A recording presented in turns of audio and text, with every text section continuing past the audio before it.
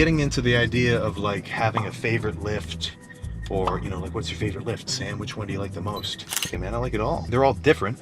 Sure, they can be compared, but each one has a different aspect to it, which makes it more enjoyable or less enjoyable. Like, people may be a little bit dissatisfied with throwing legs into the routine purely due to the fact that legs is hard, man. Those sets of hack squats were hard.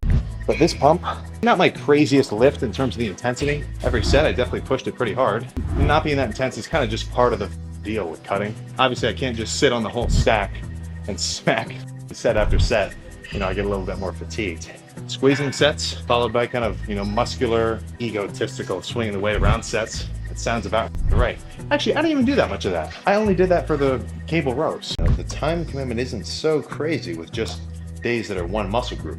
But when I just have back, I can finish a back workout in 30 minutes and be very satisfied with it. I'd say more than 45 minutes for one muscle group, you're either resting too long or you're doing too much volume. I'll see a lot of comments, you work out hard, you can't train for more than an hour and a half. I think that gets a little bit cheesy. By the time you've done around 8 hard working sets for a single muscle group, you should be around fully pumped. And I'd say that's probably your cue to go home and eat some food. That set of pull downs at the end was done in a completely different way than the pull downs in the beginning. Slower, controlled, going for more of a squeeze. Whereas in the beginning, when I was doing the whole stack, I was just trying to burn the out of my lats with as much weight as possible, right? No matter what style of set you do, I mean, if you go hard and you end up getting a pump at the end of it, I think you did something right. All you gotta do on a leg day is freaking go hard for the most part.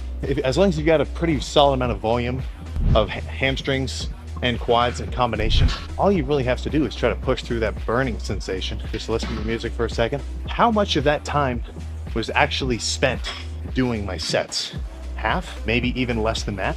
That's really the part that matters. Think about your ex-girlfriend, listen to your music, get hyped up, take a couple huffs and puffs, go hard, then in between sets, you kind of just get to chill for a second. Another good leg day is underneath the belt. You know, that shouldn't be an extra flex, but a lot of people skip legs.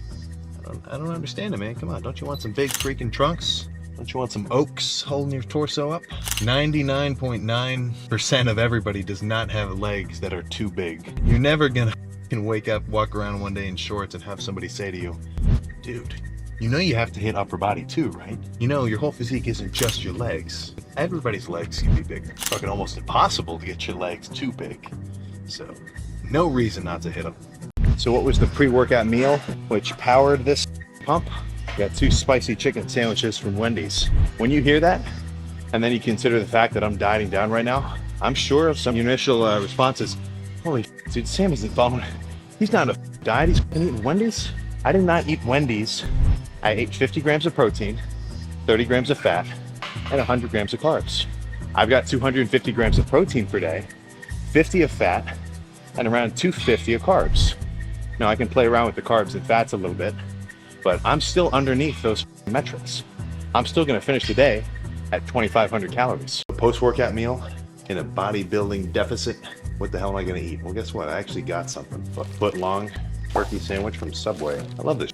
I'm not just guessing, you know, I looked it up. How many carbs are in a foot-long wheat Subway sandwich? 80-ish. You want to be exact with it, but you don't have to be like exactly exact. I guess that's kind of bad advice, but so 80 grams of carbs with the turkey at 30 grams of protein, and then with a little bit of mayonnaise, about 15 grams of fat. I'm gonna try to lower my volume for a little bit and see how I react. It's the best method of trying to in the gym. You can't just judge that off one lift. You know, you have to do a few in a row, right? You could say, I don't get anything out of insert anything. But like if you do it for 2 days and then you go back to your normal workout routine, I mean, that's basically like an experiment. You have to do it for a little while and see if you notice any change. This working out stuff, this is not day-to-day changes. It could be week-to-week changes, that's for sure. But day-to-day, no, it's not that quick. In 21 minutes, the machine says I burned about 220 calories, which is about right. That's a little more than I would usually prefer. Whether or not this is actually 300 calories, like physically on my body that I've burned, whatever, been close enough. It's kind of tricky to even figure that shit out. Because when I see somebody wearing an Apple Watch and they post it after their workout, really? You burned 1,500 calories in an hour? Dude, that's fucking, I don't know how much you know about calories, but that's fucking bullshit. If the fitness apps are weird, and the machines probably don't really know what's going on with your metabolism or whatever else, well, just do 30 minutes, break a solid sweat, you're probably good. So this is just a top round, you know, reasonably lean cut.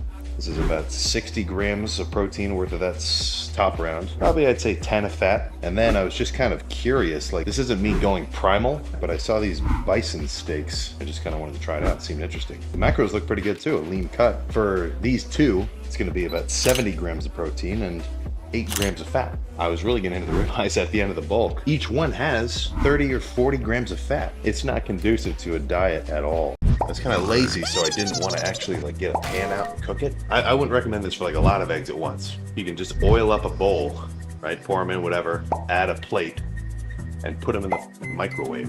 This is a finicky method. There's no like, you can't just hit 1 minute and it'll come out perfect. You gotta kind of watch it. It'll start making a little bit of fucking noise. It's perfect.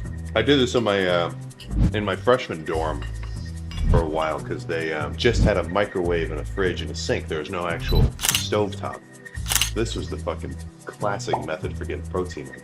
Just throwing it in the microwave. Want an insane back like Sam's? Follow his intense back workout to unlock the widest lats in the gym. He starts with a good warm-up, and then Sam moves to machine rows. This exercise targets the latissimus dorsi, or lats, which are the large muscles on the sides of the back. Despite not feeling this machine, he completed 1 set until failure. After machine rows, Sam switches to neutral grip pull-downs. He does this because he prefers the feeling of the neutral grip on his lats. He completes 2 hard sets until failure. Then Sam does 2 sets of seated rows. This exercise targets the latissimus dorsi, as well as the rhomboids and trapezius muscles in the upper back. Sam finishes his workout with a set of single-arm cable pull-downs. This exercise allows him to focus on squeezing 1 lat at a time. Sam's back workout is a great example of an effective and efficient way to train the back muscles. By incorporating a variety of exercises, he is able to target all of the major muscle groups in the back. Want to see snakes in your chest like Sam? Follow his intense chest workout for an insane pump. After a solid warm-up, Sam goes to incline Smith machine bench. This is his favorite exercise for building chest mass. He starts with 3 sets of as many reps as possible. Sam then moves to incline machine press. He does 2 sets of as many reps until failure. After that, he does the pec deck machine for 3 sets. On this exercise, he focuses more on the contraction rather than moving the weight. This is a good example of a chest workout that focuses on progressive overload.